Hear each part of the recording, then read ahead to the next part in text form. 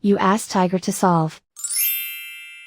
This deals with linear equations with one unknown. The final result is y equals 3.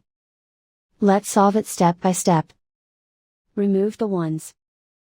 A variable's value does not change when it is multiplied by 1, so we can eliminate it. Group all constants on the right side of the equation. Subtract 6 from both sides. Group like terms. Simplify the arithmetic.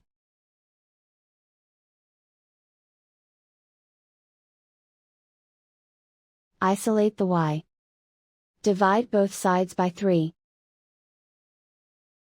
Simplify the fraction. Find the greatest common factor of the numerator and denominator. Factor out and cancel the greatest common factor. And so the final result is y equals 3.